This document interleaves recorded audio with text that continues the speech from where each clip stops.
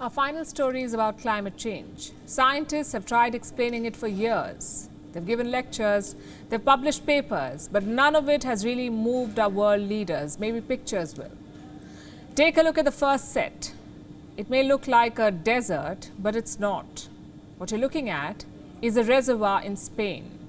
84% empty. You can see the paddle boats and water slides abandoned nearby. Aquatic life driven to death. The reason? Climate change. Spain had its hottest July since 1961. Some parts of the Iberian Peninsula are at their driest in 1200 years. Let that sink in. 1200 years. Now for the next set of pictures. What you're looking at is Italy's longest river, River Po. Large sandbanks have started appearing around it. Why? Again, climate change. This region is facing its worst drought in 70 years. As the river pulled back, it revealed some ghosts of the past, like this one, a bomb from World War II. The device was found by fishermen in the region. They called in the army, which carried out a controlled explosion. Now we go to France. See those beautiful sand plains? What if I told you those are not plains? What you're looking at is a dried up river. Not a single drop of water remains. All the tourist boats have been beached as a result. The restaurants nearby have nearly shut. The reason? Our next set of pictures will give you an idea. Wildfires are raging across southwestern France. Nearly 6,000 hectares of forests have been burnt. This blaze follows two wildfires in the month of July. Put together, they scorched more than 20,000 hectares. What do these pictures tell you? A crisis of biblical proportions. You've seen the pictures, now let me show you the data. 63% of land in Britain and Europe is facing drought. 63%. That's almost the size of India. 46% of the land is under warning. 17% under a state of alert. It's a perfect climate storm. The rains have reduced to a trickle. The temperatures have hit multi-decade highs. As a result, Europe's rivers are drying. The reservoirs barely have any water left. And the situation is the same across the continent. Southern England had its driest July since 1836. Overall, it was Britain's driest July in 20 years. The government has declared amber alert for the next 4 days. Temperatures are so high, it could trigger fires. In France, they already have. It was their driest July since records began in 1959. 3 countries breached 40 degrees Celsius last month: Spain, France, and the UK. Now remember, we're talking about Europe. Their summers are supposed to be pleasant and cheery. It's supposed to be the travel season. Instead, Europe is literally baking.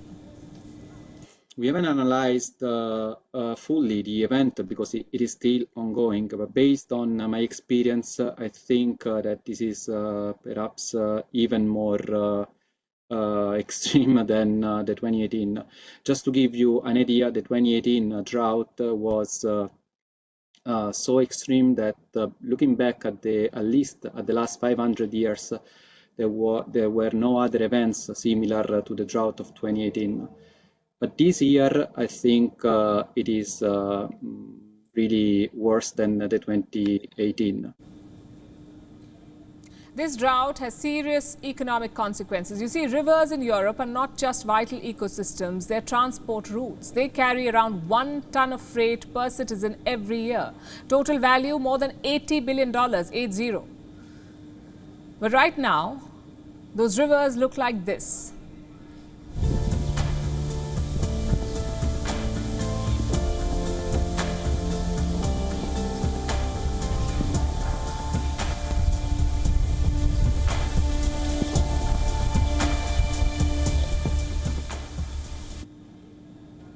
Those are the mighty rivers of Europe, now reduced to dried sand beds. Without their water, Europe cannot grow food, it cannot transport cargo, it cannot even generate electricity. Western Europe's hydropower output was down 20% in the second quarter of this year.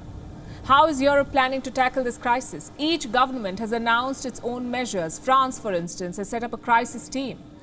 Their main priority is ensuring drinking water. Reports say 100 French municipalities are short of drinking water.